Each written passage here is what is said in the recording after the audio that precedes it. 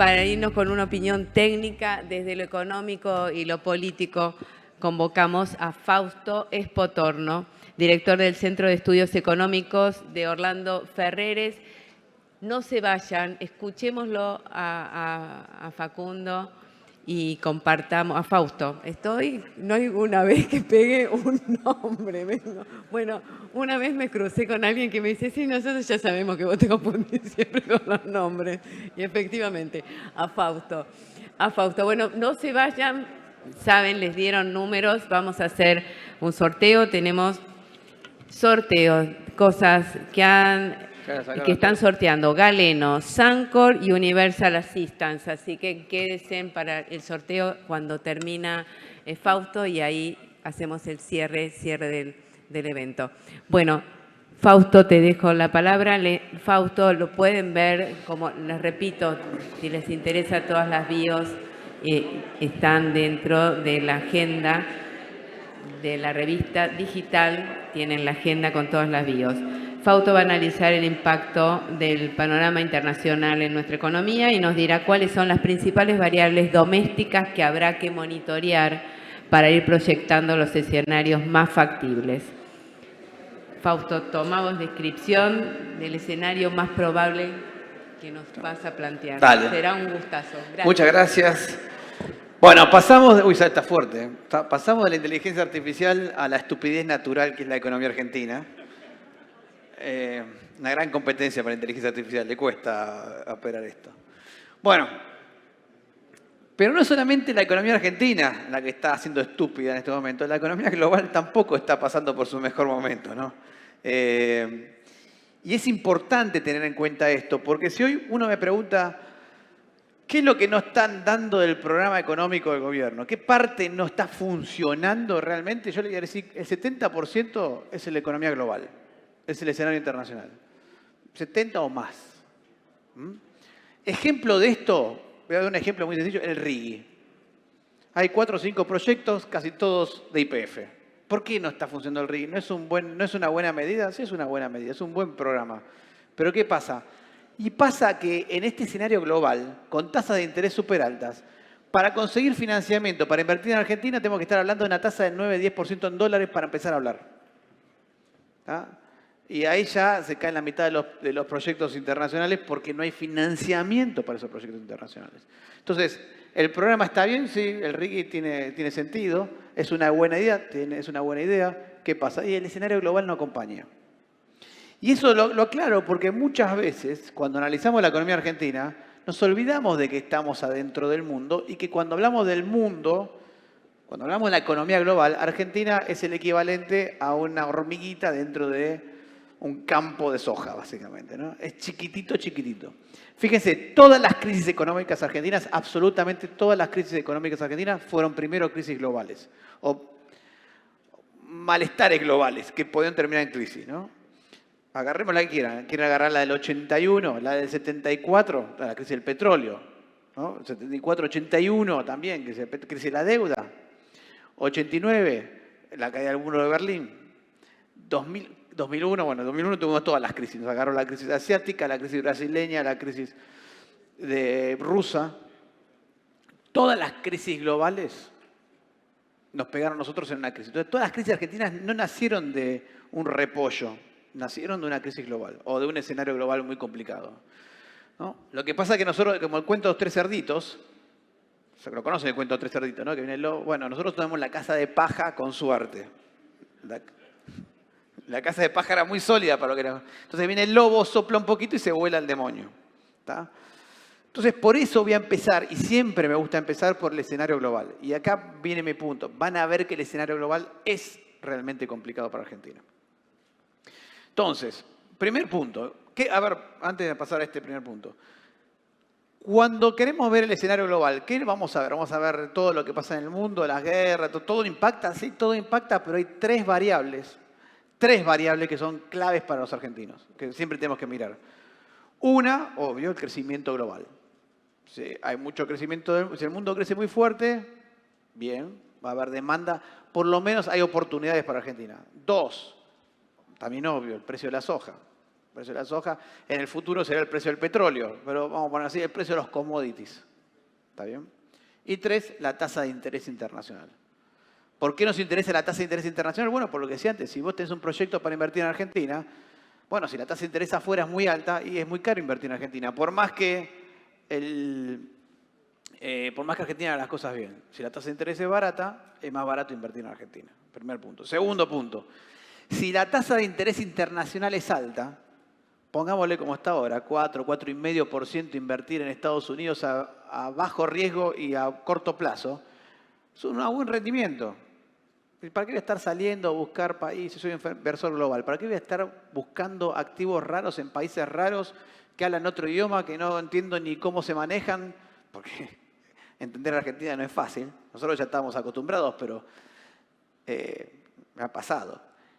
Me ha pasado a hablar con un amigo mío que es economista, doctorado en Chicago, es ruso, es mexicano, es ruso y mexicano, o sea, es particular, o sea, que es un tipo que entiende cosas raras, y me acuerdo de haber tenido una charla con él durante 2 horas para que le explicarle cómo funcionan los bonos Concer, que no es ni de cerca lo más raro que tenemos, ¿está?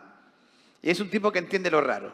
Entonces, imagínense cuando le tengo que explicar a un americano, que no tiene ni ancestros rusos ni mexicanos, que ni habla español, lo que es, por ejemplo, la brecha cambiaria. ¿Ah? Que hay varios tipos de cambio. Siempre hago esta aclaración para que se entienda lo difícil que, bueno, los que trabajan en empresas multinacionales lo saben más que yo, lo difícil que es explicar algunas cosas en Argentina. Entonces, imagínense si encima que es difícil explicar, no tengo ganancias, o la rentabilidad es muy baja, bueno, menos. Entonces, en este momento, el inversor global, o el inversor internacional, está muy cómodo invirtiendo en bonos del Tesoro americano, ganando 5% en dólares y listo. Chao. Chao, Pichu. Como me decía un amigo mío de Wall Street, me decía, mira, Wall Street funciona así. Cuando la tasa de... A ver, básicamente, toda la plata de Wall Street, la mayor parte de la plata de Wall Street, los principales centros financieros del mundo, es dinero de ingenieros, abogados, farmers, que quieren tener la plata ahí, la usan para la jubilación, para la educación de los chicos, y están buscando un rendimiento del 7% en dólares anual promedio. ¿Está? Como es mucha plata, no es que le imponen todo en un solo lugar, o por ahí sí lo ponen todo en un solo banco, y después el banco se encarga de buscar inversiones que le den ese 7% de rendimiento promedio. ¿No?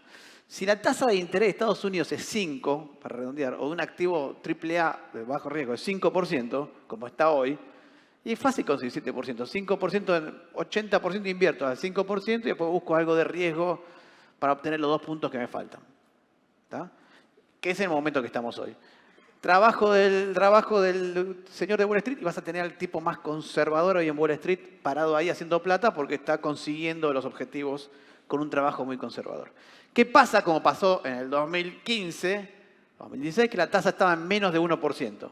Bueno, había que buscar 7 puntos enteritos para pagar esa deuda. ¿Y a quién buscas? Ahí el tipo de más riesgo. Y ahí es donde aparecen los fondos, los argentinos, los venezolanos. Mirá, si haces las cosas bien en Argentina te paga 12% en dólares, 3%, y ahí entran los fondos como locos. Y muy bien, si Argentina hace las cosas bien, el señor ese se va a convertir en el crack y el gurú de Wall Street del futuro. Y si Argentina hace las cosas mal, el tipo se quedó sin trabajo y se va a tener que dedicar a vender fierritos. ¿Está? Y ahí tenemos, y van a ver. Siempre que la tasa de interés está baja, aparecen las películas tipo Wall Street y qué sé yo, donde está el Yuppie haciendo plata, ¿no? Porque toma mucho riesgo y hace mucha plata y se vuelve millonario porque cobra unos bonus fenomenales porque obligó o hizo que la empresa o el banco invirtiera en activos de super riesgo. Cuando hoy la tasa de interés es baja, no hay películas de Wall Street, nada, es todo. ¿Y por qué? Porque está invirtiendo en bonos del tesoro, es súper conservador todo, no hay nada. Hoy estamos en ese mundo. Resultado, no hay interés para Argentina. Por lo menos en la tasa de interés. ¿Qué pasa con el crecimiento global? Y el crecimiento global también. Trump no está ayudando mucho al crecimiento global. Y le voy a dar hay una relación súper sólida, les van a dar cuenta enseguida, entre crecimiento y comercio internacional. Cuanto más comercio internacional, más crecimiento económico hay. Los americanos del continente americano no entendemos muy bien. El mundo prácticamente no crecía hasta que Cristóbal Colón descubrió América y ¡pum! Explotó el comercio internacional. Y de hecho, a partir de ahí el Renacimiento y toda el crecimiento, el comercio genera crecimiento. Lo sabemos también nosotros. Más negocios, más crecimiento. ¿Qué pasa con el comercio internacional hoy? Nada. Entonces, Trump se le ocurrió las tarifas un día para el otro, ¡pum!, de tarifas. Pero las tarifas no solamente esconden un tema de comercio, no solamente impiden el comercio, sino que volvió todo el comercio muy inestable. Desde la Segunda Guerra Mundial, acá es un poco de historia económica, pero me parece más divertido que los grafiquitos. Desde la Segunda Guerra Mundial, cuando termina la Segunda Guerra Mundial, se crea el FMI, el Banco Mundial, la Organización Mundial del Comercio, hubo unas instituciones previas. Pero básicamente se quedan eso. Y se crean los que llaman GATT. La Organización Mundial del Comercio, pero se crea en el 97. GATT. Que era General Agreement Treaties and Tariffs. Era básicamente lo que después dio lugar a la Organización Mundial del Comercio, a lo que se llama el multilateralismo. ¿La idea cuál fue? Después de la Segunda Guerra Mundial, Hiroshima, toda Europa, ¿cuál se imaginan que fue la principal preocupación de todos los líderes mundiales? Que no hubiera una tercera guerra mundial. Ese era el principal objetivo. Y la idea básica es, si los países comercian entre sí, no se pelean. Nadie se pelea con un proveedor a muerte y nadie se pelea con un cliente a muerte. Bueno, sabremos. A lo sumo me pagará, no me pagará, lo apretaré, pero no te peleas a muerte ni con un proveedor ni con un cliente. ¿Y cuál era el problema? De hecho, previo a la Segunda Guerra Mundial, se ve un poquito más de historia, uno de los problemas fue lo que llamaba la competencia de monedas, las competencias devaluatorias y el proteccionismo de los países. Entonces, cuando estalla la Segunda Guerra Mundial, todos los países tenían las protecciones muy altas y todo el mundo estaba devaluando sus monedas previo a eso. De ahí Keynes, previo a la Segunda Guerra Mundial, que estaba diciendo, che, tenemos que salir del patrón oro porque estábamos todos devaluando. Inglaterra que quería volver al patrón oro porque hasta la Primera Guerra Mundial el patrón oro había sido la norma o lo que le daba estabilidad al sistema financiero internacional porque todas las monedas estaban atadas al oro. Entonces no había devaluaciones. Viene la Primera Guerra Mundial, todos devaluando, empezaron las competencias devaluatorias. Keynes que propone salgamos del patrón oro. Churchill que quería no, volvamos al patrón oro, pero había un problema ahí. Después de la Segunda Guerra Mundial se crean los acuerdos y la idea era el multilateralismo. ¿Cómo hacemos para que todos vayan bajando las tarifas o las restricciones? Bueno, hagámoslo todos a la vez de a poquito. Todos a la vez de a poquito, entonces vamos bajando las protecciones. Eso dio lugar a lo que llaman multilateralismo, después en Bretton Woods, y la idea de aumentar el comercio. Ese era el objetivo. Lo que hace Trump, y acá viene el daño para mí importante, es que sale del multilateralismo. Ahora lo que dice Trump es, tienen que negociar conmigo. Echarle al demonio con el multilateralismo. Ya no es más solo OMC. No vamos a negociar la OMC, vamos a negociar conmigo. Y es un problema porque eso significa que ya no tenemos unas reglas mundiales. Está bien. Trump tiene un punto a favor. El multilateralismo estaba medio devaluado. Hay algunas reglas importantes, por ejemplo, que sale del GATT, que eran, un ejemplo típico era no puede haber barreras pararancelarias. ¿Qué es una barrera paraarancelaria? Bueno, te voy a poner una barrera porque, no sé, vamos a chequear si tus alimentos son... De hecho, los GATT originales te decían... Estaban prohibidas las barreras pararancelarias y en todo caso convertía la barrera paraarancelaria en un arancel, porque por lo menos así era más barato. O sea, si yo quiero exportar carne a Inglaterra y mi carne no tenía un proceso que aseguraba que estuviera sana, no podía Inglaterra impedir el ingreso de carne, sí podía ponerte un arancel adicional porque faltaba ese proceso. Bueno, ¿qué pasó con Europa? Se volvió el rey de los pararancelarios. Bueno, ahora si tu directorio no tenía 50% hombres... O sea, entonces... Obviamente todo eso se fue devaluando. Todas esas reglas se fueron devaluando y vino Trump y dijo, bueno, terminó de reventar todo. ¿Está? Lo cierto es que no estaba funcionando ni lo viejo ni lo nuevo. Y lo nuevo tampoco va a funcionar. Pero lo que sí me queda claro es que el comercio en este mundo es un comercio mucho más limitado, mucho más inestable. Va a haber muchas menos inversiones para comerciar. O sea, ya esto de invierto en China para venderle va a empezar a tener ciertos riesgos. Y eso hace que el crecimiento global tienda a ser más bajo. Segundo punto, lucha contra la inflación. Yo no le mencioné dentro de las tres variables de la inflación porque en realidad eso está dentro de la tasa de interés. Si la inflación es alta, las tasas de interés van a ser altas. Porque la Reserva Federal, y el Banco Central Europeo y el Banco de Japón, lo que hacen es suben las tasas de interés cuando ven que la inflación es muy alta. Si yo pongo barreras para arancelarias, ¿qué cree que van a pasar con los precios? Para arancelarias, ¿suben o bajan? Suben. Entonces, ¿qué pasa con la inflación? Por lo menos este año. Para los años siguientes no. Para los años siguientes va a impactar en el crecimiento económico. Así que estamos en el peor de los mundos, menos crecimiento y más inflación. O sea, tasas altas y menos crecimiento. Y además, para terminar la historia, ¿cómo creen que está el mundo fiscalmente? Acá en Argentina somos superavitarios, estamos cancheros con eso, pero el mundo hoy está fiscalmente hecho un desastre. China es el país con más déficit fiscal de todos. Y después viene Estados Unidos. Entonces, si China y Estados Unidos tienen déficits fiscales altos, ¿qué va a pasar con la deuda de esos dos países? ¿Va a subir o va a bajar? Y si va a haber más oferta de bonos, ¿qué pasa con los intereses? Sobre las tasas. Entonces, el escenario es malísimo. Malísimo. Ahora vamos a hacer algunas cosas. Acá los números de crecimiento, fíjense que si yo agarro el mundo, economías avanzados, estamos hablando que las avanzadas están creciendo al 1,6%. Una lágrima. En promedio. Ahora de inteligencia artificial. ¿Tá? Un sector que está creciendo muchísimo. Bueno, si la inteligencia artificial está explicando crecimiento está creciendo no sé cuánto, el 10, 12% anual, no sé cuánto va a crecer, hay sectores que están decreciendo.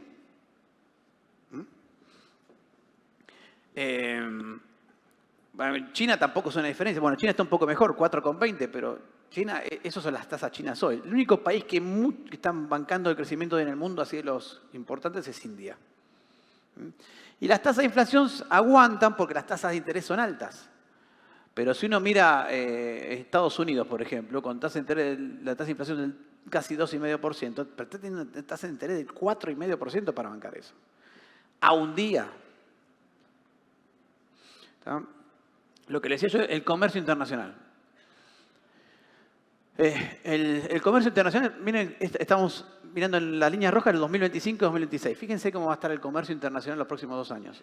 Para abajo en Estados Unidos, en América del Sur se desacelera, por suerte no baja tanto, pero no sube en ninguna parte. En Medio Oriente más o menos aguanta, porque Medio Oriente es un país, una región que requiere mucho comercio. O sea, exporta petróleo e importa todo lo demás. No le queda otra. Asia por ahí se aumenta por China, probablemente porque ¿qué pasa con China y Asia? ¿Por qué Asia aumenta el comercio? Bueno, porque China va a hacer lo que hizo ya la otra vez. Así que Estados Unidos me quiere comprar. Bueno, yo le vendo a Vietnam y Vietnam que le vende a Estados Unidos. Que es lo que hizo en el gobierno anterior de Trump.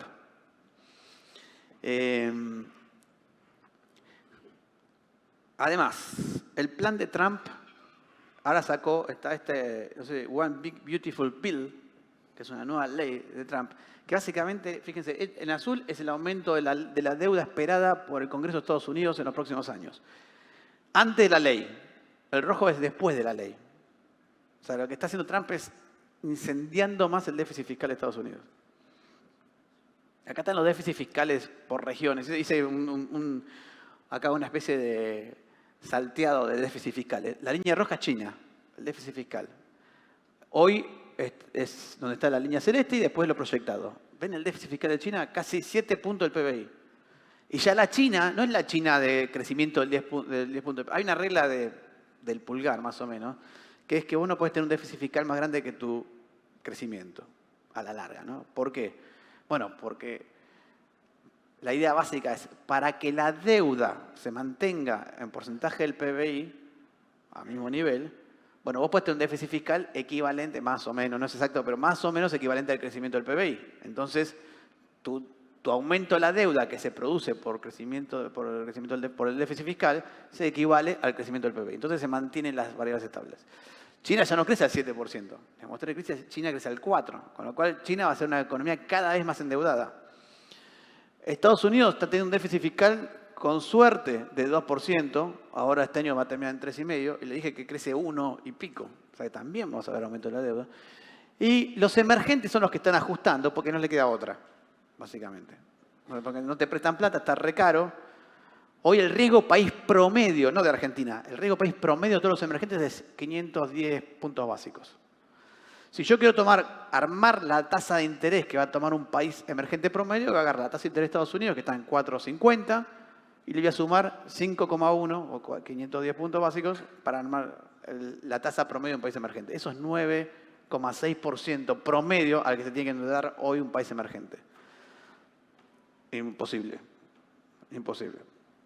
Eso es tasa de deuda enorme. Está bien, no son todos iguales, porque Brasil ya tiene su propio mercado interno, se endeuda internamente, Chile tiene mucho más bajo, Uruguay también.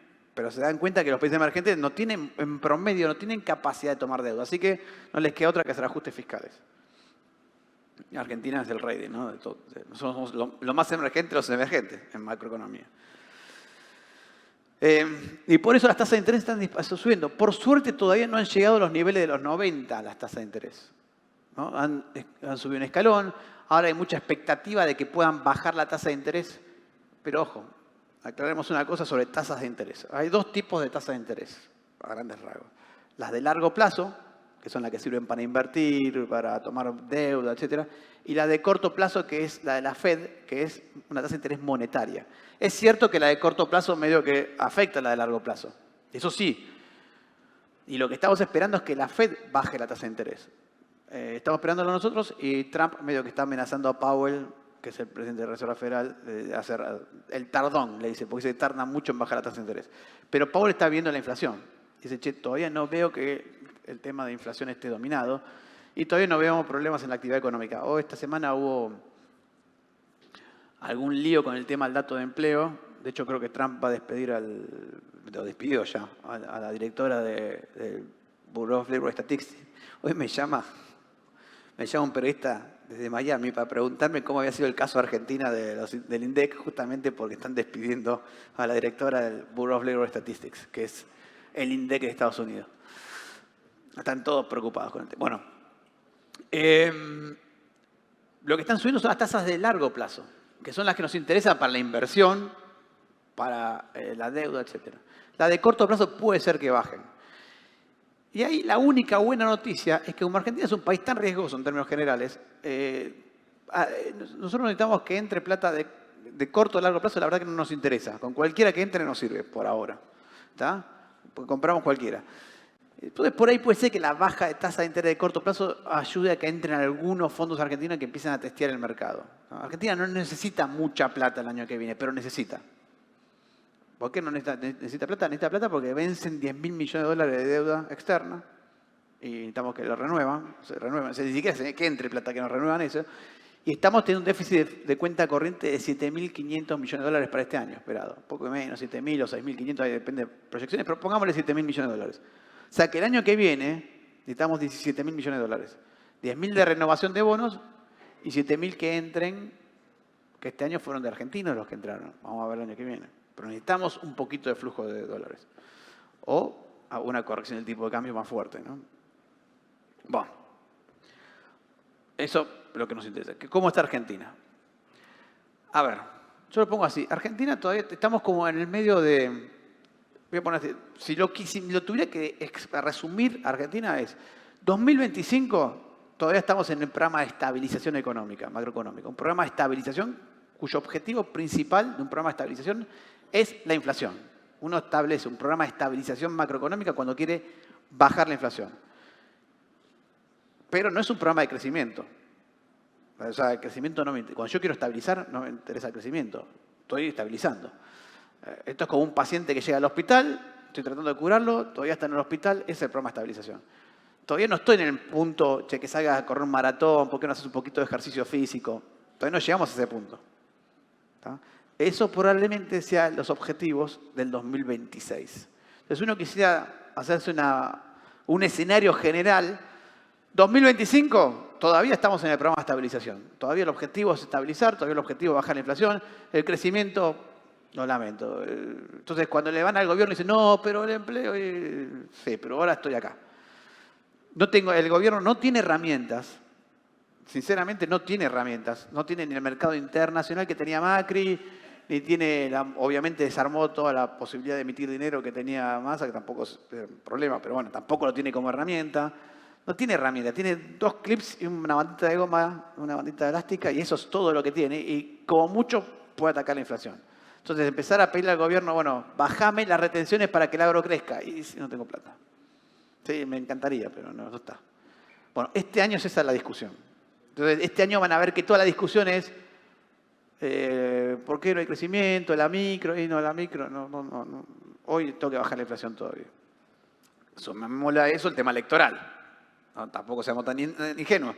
Están las elecciones y quiero llegar a bajar la inflación del tema electoral. Entonces, cuanto más rápido, mejor. Pero más allá del tema electoral, aún si no hubiera tema electoral, por ahí sería más suave el gobierno en algunas cosas. Pero aún así estaríamos dentro de un programa de estabilización.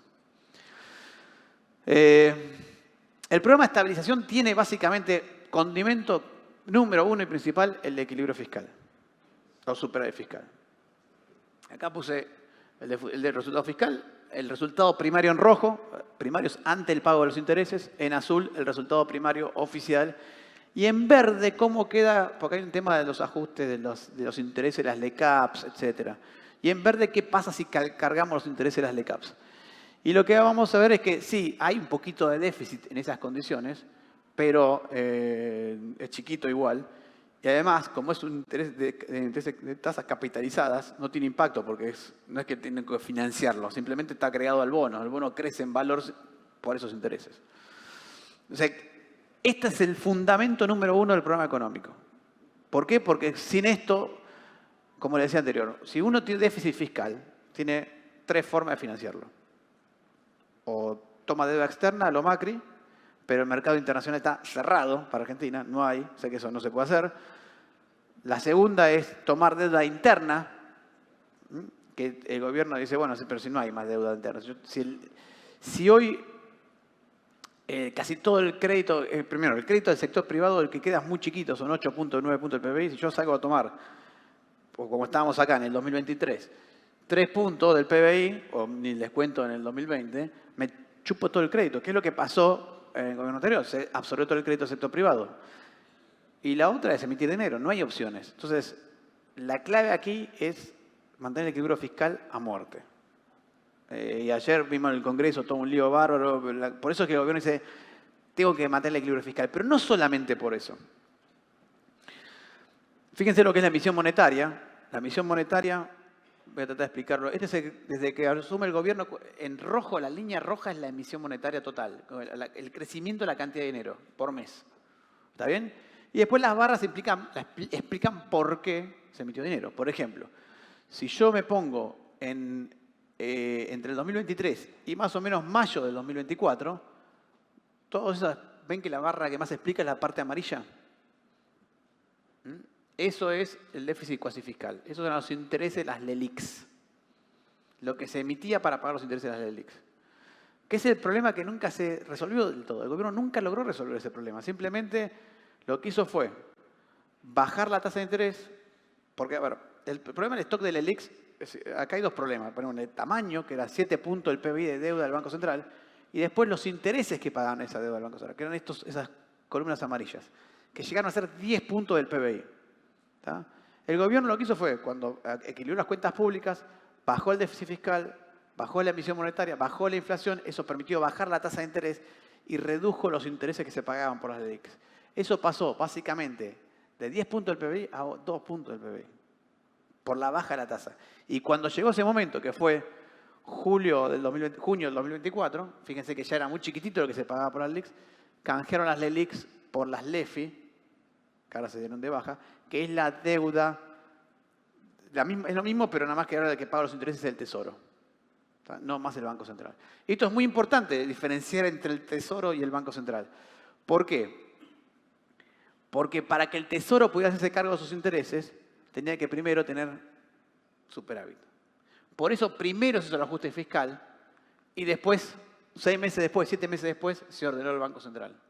Porque se necesitaba primero tener el equilibrio fiscal para poder arreglar esto. A ver, ¿se arregló del todo? No. El lío de las LELIQs quedó.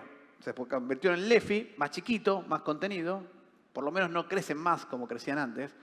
Porque si, ya les digo, si el stock de LELIQs eran 7 puntos del PBI y pagaban 10 puntos de intereses, ¿con qué se pagaban esos 10 puntos de intereses? ¿O con emisión monetaria o con más LELIQs? ¿Está? Entonces, ¿qué pasaba al año? Las LELIQs crecieron así. 2 puntos del PBI, 4 puntos del PBI, 8 puntos del PBI en los gremlins. Y todos pagando interés. Los gremlins para los más viejos. Los más jóvenes no saben qué son, pero entonces, primero hay que hacer el ajuste fiscal para poder bajar la tasa de interés, para poder bajar el costo y después pasárselo al Estado. Pero el stock sigue siendo un problema. Sigue habiendo un montón de deuda que ahora se llaman LECAPs. Siempre que empieza con LE, viene de este problema. Esto empezó con LEVAX, DELIX, es como el apellido, ¿no? La nieta, la madre, el hijo.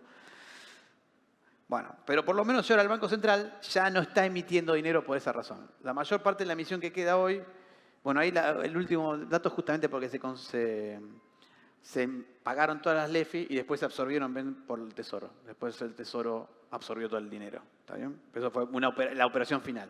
Pero sacando la última, lo que vemos antes es que la emisión viene básicamente o por alguna operación del Tesoro o por la compra de reservas.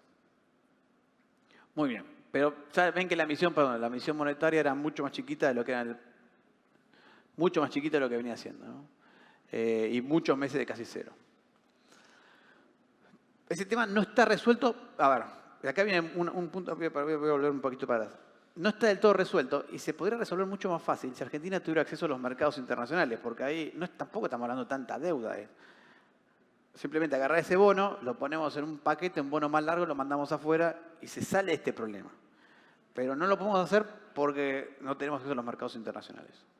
Es una forma. La otra forma de hacerlo era mucho más dañina, que era la que se proponía, habrán escuchado en su momento, la de la licuación. La de la gran licuación o directamente el plan Bonex para los bancos que se le llamó. Que era, bueno, meto esto y lo esfuerzo a los bancos a comprar esto que podía terminar en cualquier cosa. Ambos casos o era una expropiación o una gran devaluación.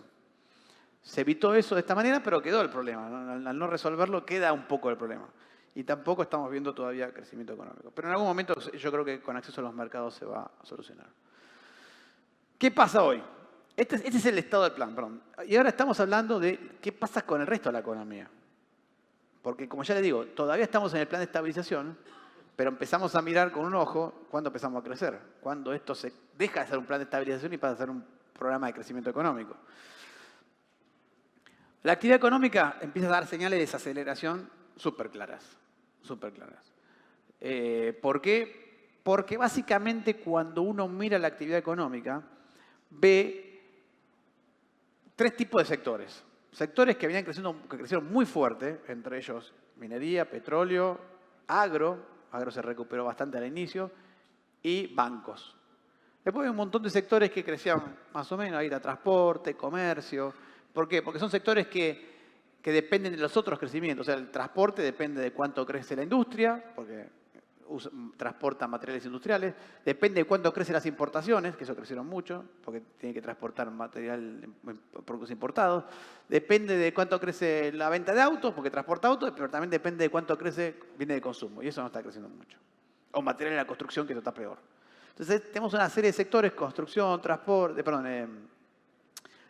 comercio, sector inmobiliario, que está creciendo por ahí de los mejorcitos, pero que son sectores que están como en intermedio. Y después tenemos los sectores que están directamente mal. Construcción, el peor, ¿no? ¿Qué está pasando? Dos de los sectores de mayor crecimiento, o de más rápido crecimiento, que son el bancario y el agro, se están desacelerando. Entonces, tiende a desacelerar todo lo demás. Voy a seguir con eso. La pregunta ahora es si Argentina puede superar el techo de la actividad económica que ha venido mostrando todos estos años. Voy a pasar rápido el siguiente gráfico. Es el crecimiento económico de Argentina en los últimos años. Fíjense que en el 2022 tocó un techo de la actividad económica, que es el mismo techo, un poquito más abajo que el techo del 2019, o 17, perdón, que es el mismo techo que tocamos en el 2011. O sea, que Argentina, si te muestro este gráfico de más largo plazo, lo que vamos a ver es que ese nivel que vemos en la raya celeste alrededor de 155, ese nivel no lo hemos superado desde el 2011. Tocamos ahí arriba y bajamos, tocamos ahí arriba y bajamos, tocamos ahí arriba y bajamos.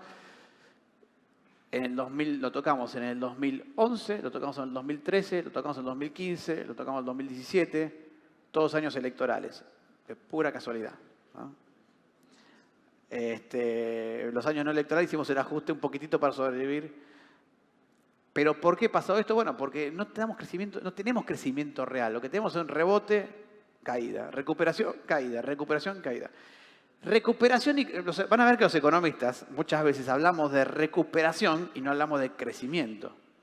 Son dos palabras muy diferentes, recuperación y crecimiento. Recuperación implica que estamos superando los mínimos.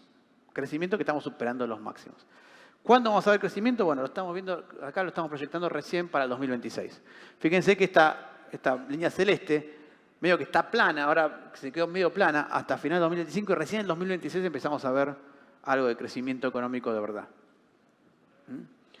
¿Por qué estamos viendo ahí crecimiento económico? Bueno, porque ya suponemos que superamos las elecciones.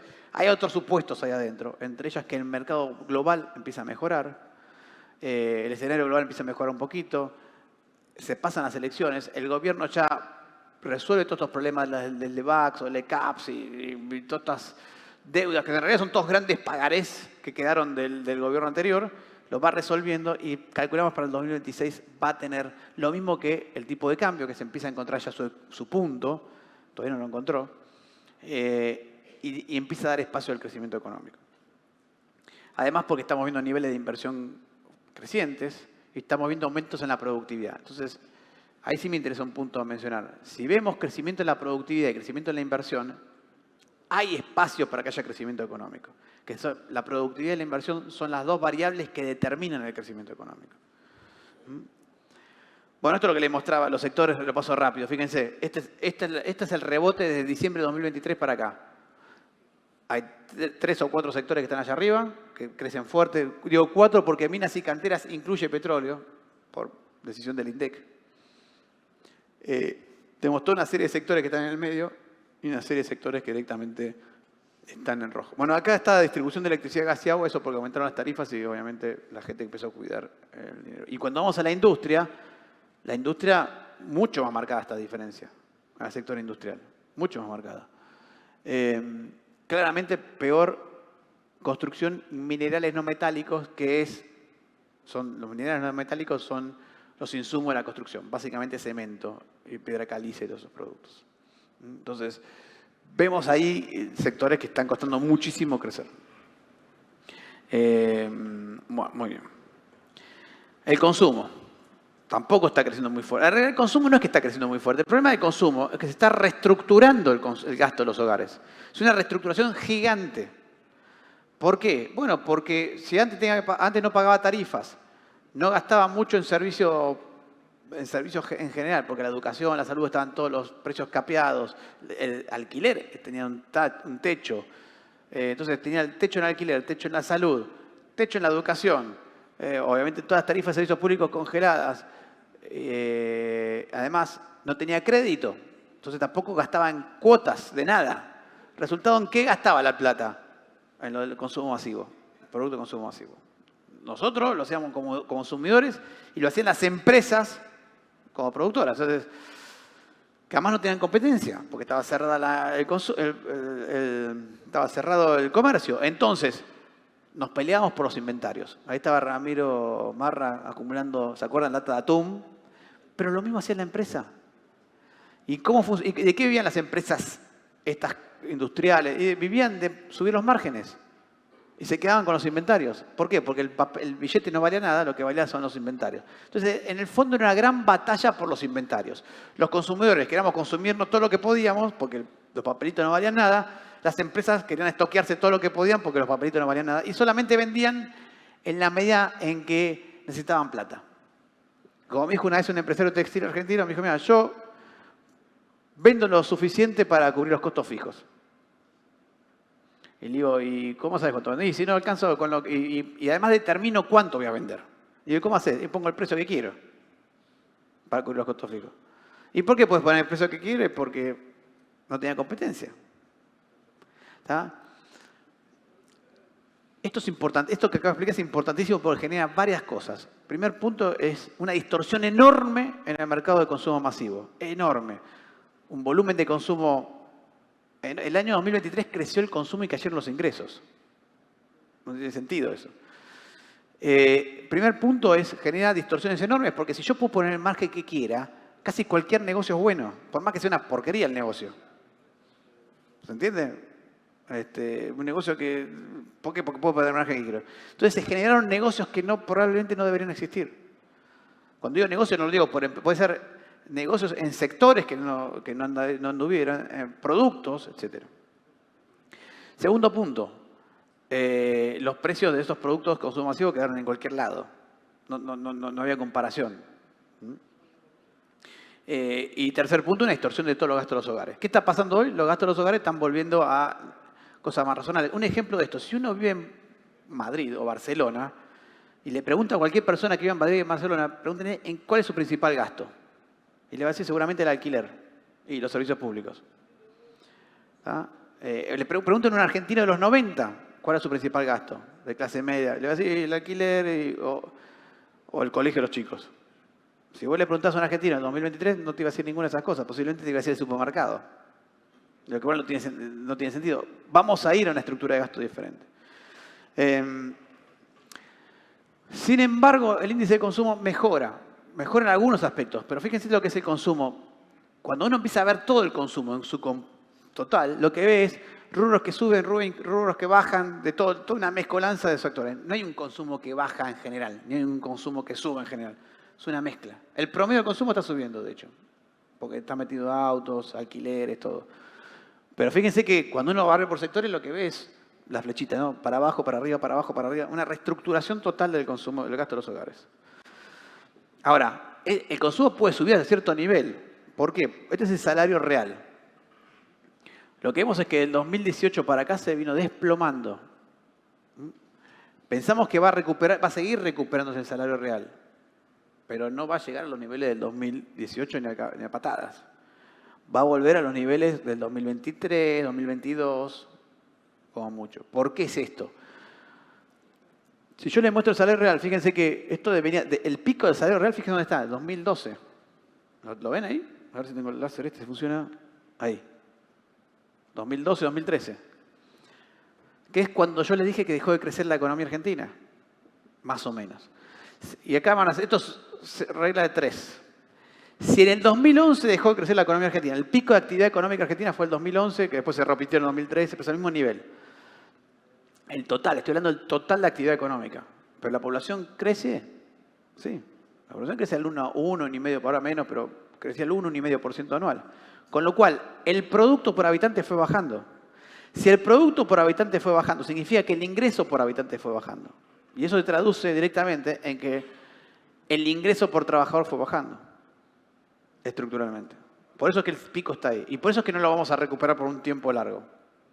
Hasta que no logremos recomponer el PBI. Y por ahora no estamos creciendo. Lo que estamos diciendo es, puede haber algo de crecimiento a partir del 2026. Bueno, voy apurando con confianza a los consumidores. Fíjense lo que les decía. Cuando uno mira por rubros, bienes durables e inmuebles mucho más rápido crece que bienes en general. ¿Por qué? Porque al haber crédito, al reaparecer el crédito, reaparece el consumo de esos productos. La inversión está creciendo, lo cual es un indicador para mí muy positivo a largo plazo. O sea, por eso le estoy diciendo que esperamos crecimiento a largo plazo, porque vemos la inversión creciendo. Está creciendo, no está creciendo poco, está creciendo al orden del 10% anual o más. O sea, tarde o temprano eso tiene que llevar al crecimiento económico. Y las expectativas son positivas en general. Fíjense, la azul, que es la de demanda interna, está mejorando. La que no está mejorando mucho sobre la capacidad instalada. Y eso tiene su razón de ser, que es lo que les decía antes. Ojo que hay negocios que están planteados mal, que quedaron planteados de una economía del 2023, no de la economía que vamos a tener en los próximos años. Esperemos. Y la dotación personal recién ahora está empezando a recuperar un poquito, lo cual es una buena señal. O sea, ¿hay buenas señales sobre el crecimiento económico? Sí la hay. Hay expectativas de crecimiento de personal, hay expectativas de inversión, etc. Lo que falta todavía es, lo que todavía sí estamos viendo es que la tasa de crecimiento se está desacelerando. ¿Por qué? Porque venimos todavía del proceso de recuperación económica. Y a partir de estos niveles de actividad económica a los que estamos llegando, ya se requiere crecimiento económico. Ya estamos llegando a esos máximos. Pero otra vez, la prioridad sigue siendo la inflación. Por eso es que vemos que la tasa de crecimiento económico la estamos viendo planchada y la estamos viendo creciendo recién en el 2026. Hay como una pausa en ese punto, porque todavía la prioridad es el crecimiento económico. Otro gran problema, y esto sí va a afectar, es lo que nos obliga a pensar que el crecimiento económico no va a ser súper violento, que va a ser medio suavecito al principio, y es el déficit en cuenta corriente de la balanza de pagos. Argentina necesita ir frenando, necesita capital, esto hay que financiarlo, hay que financiarlo. 7.500 millones de dólares hay que financiarlo. Y para eso necesitamos dólares que no están entrando, no están apareciendo. Con esto yo voy terminando. Dale. Pero acá viene la pregunta que tengo que saber. ¿Qué va a pasar con el dólar? ¿Viste? No, este es el tema del tipo de cambio. Este es el tipo de cambio real de Argentina desde histórico. Si yo saco el promedio histórico, el tipo de cambio real a precios de hoy sería de 1.600 pesos. ¿Está bien? Esto para responder cuánto va a estar el dólar. A ver, síganme el análisis. Cuando uno dice que el tipo de cambio está bajo o está alto, está pensándolo contra respecto a qué.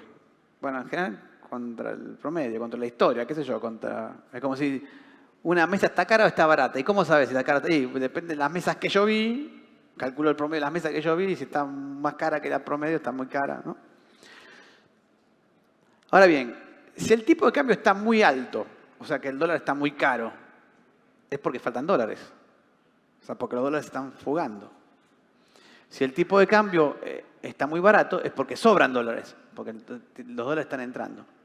Entonces les pregunto, si a la Argentina le va bien, ¿el tipo de cambio va a ser alto o bajo? Bajo, porque va a haber entrada de dólares. Y si a la Argentina le va mal, ¿el tipo de cambio va a ser alto o bajo? Alto. Primer punto. Yo esto lo saqué a la gente de Techin, que una vez me explicó uno, mira, en Techin en ese momento, cuando hacían un indicador parecido, está prohibido invertir en cualquier negocio que requiriese un tipo de cambio más alto que el promedio. Porque eso significa que estás invirtiendo en un negocio que requiere que a la Argentina le vaya mal para que a vos te funcione. Y hoy hay muchos negocios que se dando vuelta. El ejemplo que doy siempre del tipo de negocio de esto es la cueva financiera, ¿no? Que le va bien cuando el tipo de cambio está alto. Entonces, lo más probable es que el tipo de cambio, si a Argentina le va bien, que es lo que estamos esperando, el tipo de cambio va a ser más bien bajo. Ahora, la pregunta es, ¿qué tan bajo? Ahí está, ese es el tipo de cambio de hoy que está ahí marcado en amarillo y azul. Y estamos entrando a nivel de tipo de cambio más o menos razonable. Por algo el tipo de cambio empezó a ajustar. ¿Se puede ir más arriba? Sí se puede ir más arriba. Se puede ir más arriba si el año que viene no entra ningún dólar ni nada. Ahora, si empezamos a resolver el problema de los vencimientos de deuda. Ojo, cuando digo entrar dólares, estoy hablando de básicamente, lo más importante es que nos financien los 10.000 millones de dólares que vencen. No es que entran los dólares, simplemente le pedimos el bono que tiene y le damos otro bono nuevo. Ya con eso empezás a reducir mucho la presión sobre el tipo de cambio. Con lo cual, lo que uno dice es, en esta discusión del tipo de cambio está alto o bajo, la verdad es que me interesa, quiero saber si están entrando o saliendo dólares. Esa es la pregunta del millón. Esa es la pregunta del millón. Y hoy lo que vemos es que el año que viene esperamos que entren dólares, pero no tantos. Con lo cual el tipo de cambio que estamos mirando es un poquito más arriba. Pero tampoco tan arriba que esté superando. Justo además se da que la casualidad de que este valor de 1.600 está muy cercano a lo que va a ser a fin de año la banda superior. No tan arriba que el tipo de cambio sea alto. Ahí uno empieza a decir, bueno, si el tipo de cambio sea muy arriba, 1.600, 1.700, y ahí empezás a decir, esto es demasiado alto para sostenerlo. Paso rápido, nada, esto paso rápido.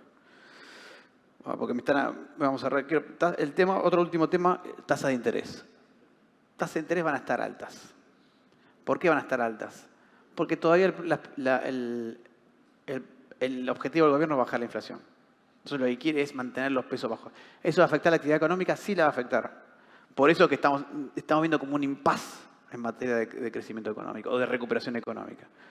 Hoy la prioridad es la inflación, sigue siendo la inflación, sigue siendo que el tipo de cambio no se vaya al demonio. No salimos del hospital, entramos con una crisis inflacionaria, no salimos del hospital. Ya no, está bien. No estamos más en terapia intensiva, pero estamos ahí. Todavía no empezamos a correr. Y eso nos queda un ratito de eso todavía. Por eso es que mostrar la tasa de interés. Después paso esta inflación. La inflación la vemos bajando en tendencia. La tendencia de la inflación es a la baja, pero fíjense que no descartamos sub y bajas. Y eso va a pasar porque los precios se están acomodando todavía. Y los precios se van a seguir acomodando porque les decía antes, se está acomodando el gasto de los hogares. Se está acomodando las empresas. Che, ¿qué producto? Yo producí una cosa en el 2023, pero esto ya no me sirve más, me sirve producir otra cosa. Y obviamente los precios relativos van a cambiar.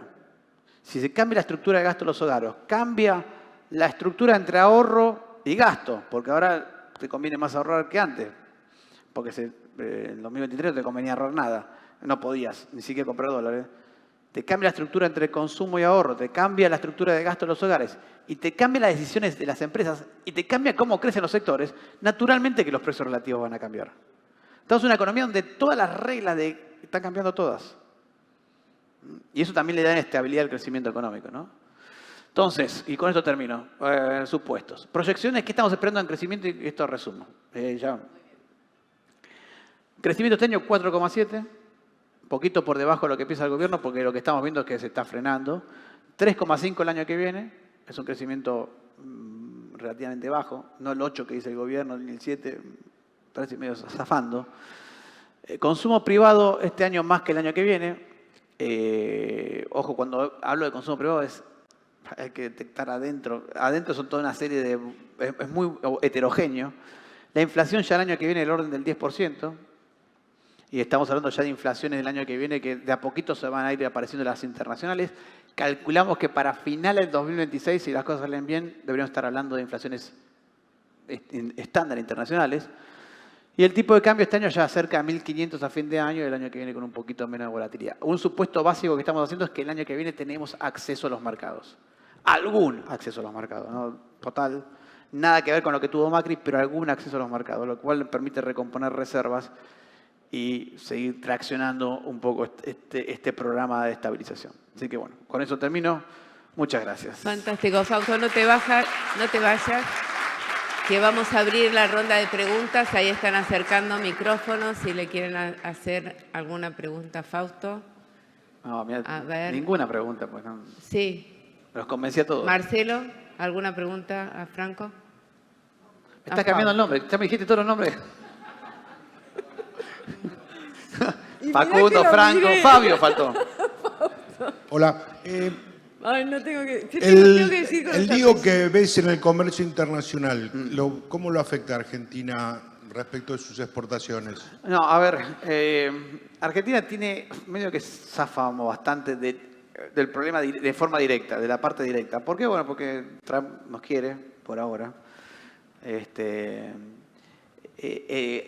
Uno de los programas que Trump va a tratar de mantener vivo es el petróleo. Si necesita petróleo importado, Argentina le exporta a Estados Unidos básicamente petróleo y algunos productos farmacéuticos.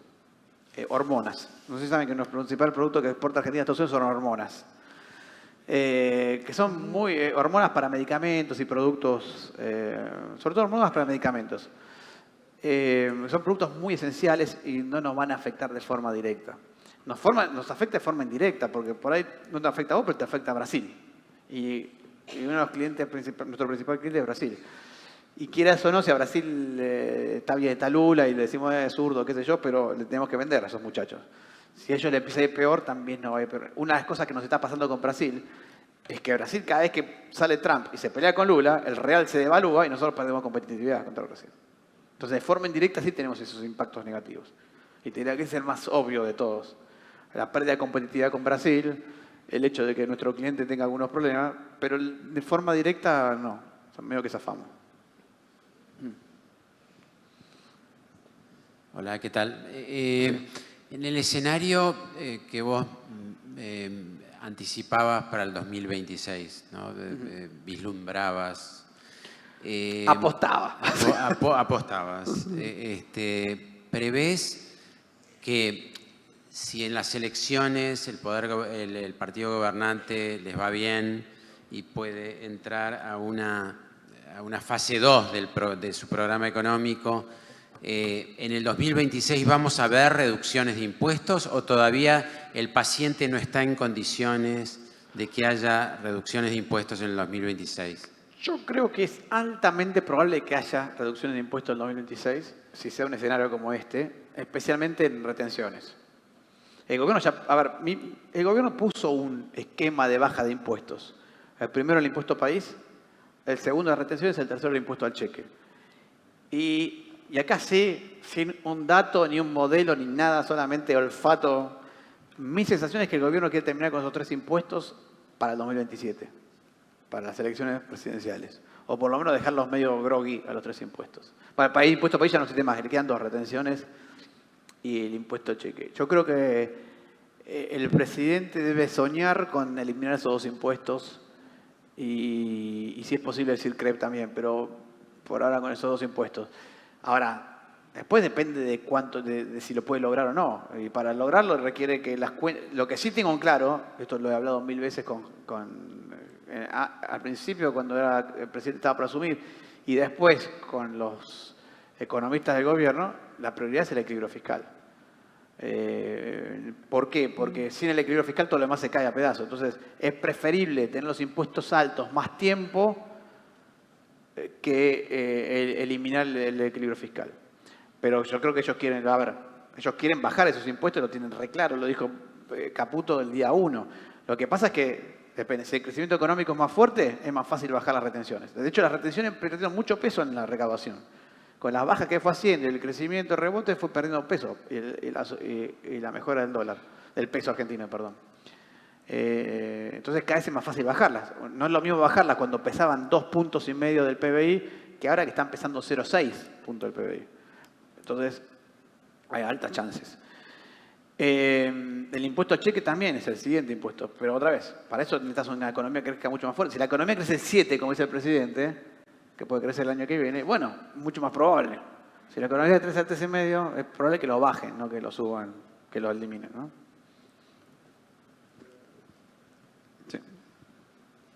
Si presté atención, básicamente dependemos de poder volver a acceder al mercado voluntario internacional de crédito, o sea que dependemos bastante de Donald. O sea, Sí. Uno debería estar mirando a Estados Unidos, Muchísimo. leyendo lo mismo los diarios de Estados Unidos que los que leemos los de Argentina, por decirlo Sí. de alguna manera. Es por A ahí. ver, dependemos muchísimo. A ver, lo digo, no es que dependemos 100%, por eso dije, pero 60%, 70% sí. Hoy el escenario internacional, a ver, todo el programa de estabilización, acuérdense, porque hagamos marcha atrás, ya pasé que fue hace 1000 años, pero no fue hace tanto, fue hace 18 meses. Que el presidente decía, yo tengo 35.000 millones de dólares ganando. ¿Se acuerdan? Después de 35.000 millones de dólares, la historia la sé internamente, pero los 35.000 millones de dólares pasaron a ser, bueno, a ver si conseguimos a alguien que coloque deuda afuera. ¿Por qué? Porque la solución de ese problema de la bola del ELIX, en el fondo siempre fue, empaquetémoslo y mandémoslo a 20 años en el futuro y lo vamos resolviendo y saquemos esta carga que es un potencial de emisión monetaria que está ahí, dando vueltas, una pelota de deuda. La otra opción es lo que está haciendo el gobierno. Decir, bueno, le doy tiempo, si la economía crece, bueno, esa pelota se achica en términos relativos. No está creciendo tan rápido la economía. Entonces estamos como en este problema de ¿qué hacemos con esta bola de eso en lo referente al plan de estabilización. El plan de crecimiento económico, sí, también depende mucho de lo internacional porque dependemos de las tasas, ya es un problema de negocios, como cualquier negocio.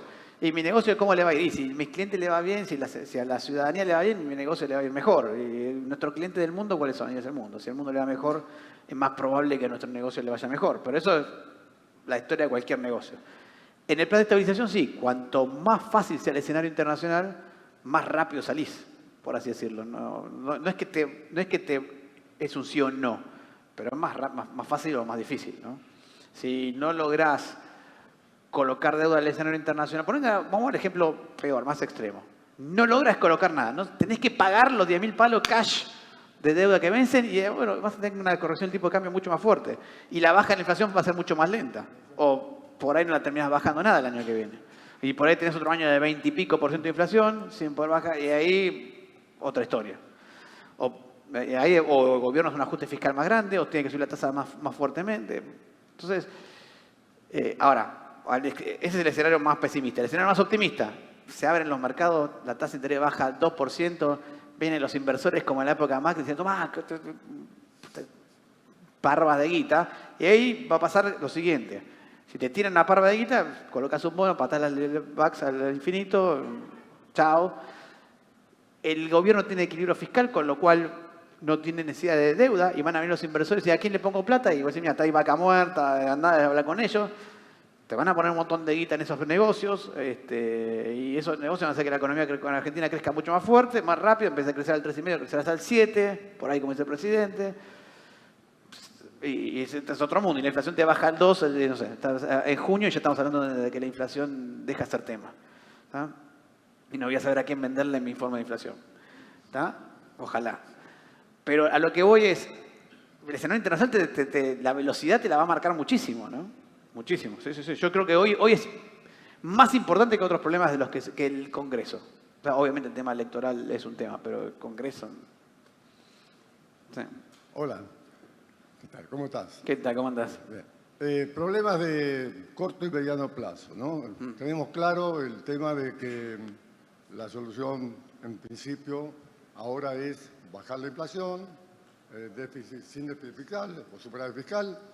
Esas dos son dos metas ineludibles para poder ir saliendo de a poco. Pero justamente todos los problemas se van a solucionar realmente cuando tengamos crecimiento. Exactamente. Sin crecimiento va a ser imposible solucionar los problemas que se plantean todos los días en el Congreso. Muchísimo más difícil, claro. Pero vamos ahora al tema del dólar, ¿no? El dólar bajo, el dólar alto, la banda. ¿Cuál es el valor real del dólar, en realidad? ¿Es un valor político el problema del dólar que tenemos ahora? ¿O es un valor real, ¿no? Ahora, ¿qué efectos tiene si el dólar es un valor político o es un valor real? ¿Cómo afecta a la economía? Argentina es un país caro. Sí, A caro. nivel internacional, Estructuralmente caro. Hoy es un país extremadamente caro. No, pero es estructuralmente caro. Estructuralmente caro, exactamente. Aunque los salarios no son un problema, ¿no? No, es estructuralmente En la caro porque estructura. le cargamos un montón de costos intermedios a las cosas que no existen en otras partes. Bueno, pero poco a poco algunas cosas se fueron ajustando y otras no tanto, ¿no? No, exactamente. El consumo es lo que está realmente ajustando los valores de las cosas. Pero, entonces yo pregunto lo siguiente. ¿Es bueno tener un dólar a 1.400 o no es bueno para la economía actual de corto y mediano plazo, ¿no? Porque se ha hecho un gran problema cuando el dólar se dispara y se va a 1.350, a 1.800. Y yo personalmente creo que no es un problema. En el fondo, ¿no? Es decir, puede repercutir No, yo estoy de acuerdo, no es un problema. si se logra controlar que no se vaya a precios. Porque el tema está ahí. Si la influencia del aumento del dólar se va a precios y eso complica la inflación, ¿no? Pero si no lo hace, si se logra neutralizar eso, yo creo que es bueno que el dólar esté a 1.350 y a 1.400. Por muchos otros efectos económicos. Puede ser. Pero a ver, sí, es más compleja la situación, la explicación. Que el dólar se vaya a ver, en general no existe. La relación real no es que el dólar sube y se va a precios. Eso no es una sensación, si querés. Es como decir, che, el sol sale por este y se pone por este. No, no sale por este, el que genera la tierra. Acá pasa lo mismo. Cuando vemos eso suba del dólar, que después se va a precio, no es que es que el peso se despreció, perdió valor. Y lo que vemos que el dólar que reacciona primero, porque es la moneda financiera, y es como que prende el semáforo en verde para todos los otros ajustes que son mucho más lentos que son los ajustes de precios. ¿Tá? Es el precio el peso que pierde valor y hace que todos los otros precios suban. Eso es en general. Lo que estamos viendo ahora es en principio, diría yo, aunque pueda haber algún efecto de esto que acabamos de ver, es en principio un acomodamiento del tipo de cambio real. El tipo de cambio real es la relación entre precio y dólar. O sea, lo que conocíamos que estaba muy barato el dólar, yo lo puse todo a precios de hoy para hacer la comparación histórica. Lo que digo, lo que me interesa es la relación entre precios y dólares. Entonces, si el dólar sube sin que se afecte mucho los precios, ganás competitividad por un lado. Y vos decís, es bueno eso. Es bueno para ciertas cosas. Es malo para otras. ¿Para qué es malo? Para invertir. Es bueno para el que quiere ser competitivo. Es bueno, otra vez, para volver a producir más barato y competir en los productos chinos. Es malo para el consumidor, para el que se quiere de vacaciones. ¿Verdad? ¿Por qué te digo esto? Porque sin la influencia del Estado, o con una influencia mínima del Estado, y ahora vamos a ver el tema de la influencia del Estado, ese precio va a tener que encontrar su propio equilibrio. El equilibrio lo va a encontrar el mercado. Entre todo lo que nos gustaría irnos de vacaciones. Por ejemplo, estaba haciendo en la UADE, hicimos un estudio de costo de vacacionar, afuera versus adentro.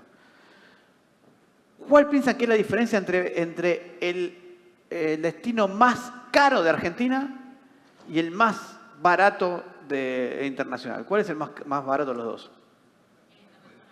No, el destino más caro de Argentina es mucho más barato que el internacional más barato, de los principales. Y cuando vamos al promedio es como un tercio. Son un sueldo y medio del destino más, 1,8 sueldos el destino más caro argentino contra 9 sueldos promedio del destino promedio internacional. Lo que pasa es que sí es cierto, que 10 sueldos promedio. Lo que pasa es que es cierto que el destino internacional te costaba 14 sueldos promedio, te cuesta 10. Pero el destino argentino promedio sigue siendo de 2 sueldos promedio.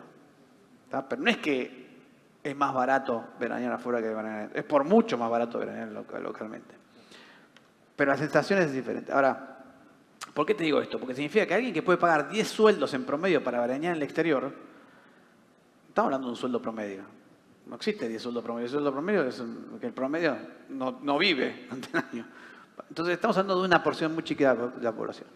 Entonces, quiero decir, esto tiene que encontrar un equilibrio. Hay un valor del dólar que va a equilibrar a los que se quieren a viajar al exterior con los que tienen que ser competitivos. Siempre y cuando el Estado no intervenga. No estoy hablando de intervención estatal, siempre y cuando no se inmiscuya el Estado. ¿A qué me refiero con se inmiscuya el Estado? En el 2016, Macri tomaba deuda externa para financiar el déficit fiscal. Esa deuda externa generaba un ingreso de dólares enorme para financiar el Estado, que el Estado no necesitaba, así que vendían los dólares en el mercado y el dólar estaba re barato. Acá se acabaron los dólares, chao, voló todos los precios, se acomodaron todos los precios a la faltante de dólares. Hoy Argentina no tiene déficit fiscal, así que estructuralmente no tenés al Estado alterando el tipo de cambio. Más allá de que pueda decir, che, maneja el mercado futuro, sí, pero es muy secundario el mercado futuro, muy secundario el mercado futuro. En el impacto real. Con el mercado futuro yo puedo estabilizar la volatilidad, pero el mercado futuro, el gobierno se le subió el dólar de 1.200 a 1.400 y el mercado futuro se lo comió, ¿viste? Como para un tren. Entonces, sacando eso, estructuralmente Argentina no tiene un Estado alterando fuertemente el tipo de cambio real. Entonces, esto va a encontrar un equilibrio. Que no era 1.100. Lo que pasa es que si se lo decía al presidente, le mataba, pero no era 1.100, ni 1.000. Y probablemente para mí no es 1.600 tampoco. Puede ser que sea en algún momento, pero no. Porque 1.600 es un tipo de cambio que hoy diría es un tipo de cambio donde no entran ni salen capitales. Primero que eso no pasa. No puede pasar psicológicamente, no puede pasar. ¿Por qué? 1.600 es el tipo de cambio que no entran ni salen capitales, significa que sos neutral con respecto a Argentina. Pero mantener el dólar costó 5.000 millones de dólares. Ahora, ¿en dónde? ¿En dónde? ¿En dónde? En la Argentina costó poner dólares para que el dólar se cerrara un poco. ¿En dónde? ¿Dónde puso dólares el gobierno? Bueno, leí hace poco. No, por eso te digo. No. Bueno. No, pero bueno, a lo que voy es, 1.600 es el tipo de cambio, no entran ni salen capitales. Si uno ve al caso, ¿vos lo conocés a Icardi, a Wanda Nara? ¿La conocés?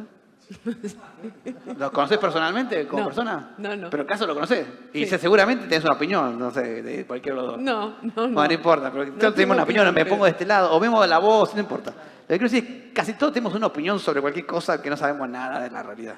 En general no tengo opiniones con esas cosas, ni las veo. Bueno, no pero existen, uno se pone, a lo que voy es muy difícil ser absolutamente neutral sobre algo, emocionalmente. Entonces, es muy difícil que vos tengas el tipo de cambio justo, donde no entran ni salen capitales, que es el tipo de cambio donde no hay ni confianza ni desconfianza, donde sos un robot, somos todos robots. Claro. Generalmente o tenés desconfianza o tenés confianza. Por eso el tipo de cambio... Y me parece que si Argentina hace las cosas bien va a estar más del lado de la confianza, por eso el tipo de cambio va a estar más abajo que otra cosa. No, bueno, después veremos. Por eso digo, 1.600 me parece medio alto, estructuralmente 1.000 me parece medio barato, en algún punto del medio va a estar. Ahora, va a ir fluctuando entre 1.000 y 1.600 dependiendo de, bueno, elecciones y la mano en coche, ¿no? Listo. Muchas gracias. Te pido disculpas por los errores del nombre. Le agradecemos a Fausto Espotorno por haber hecho este cierre excelente.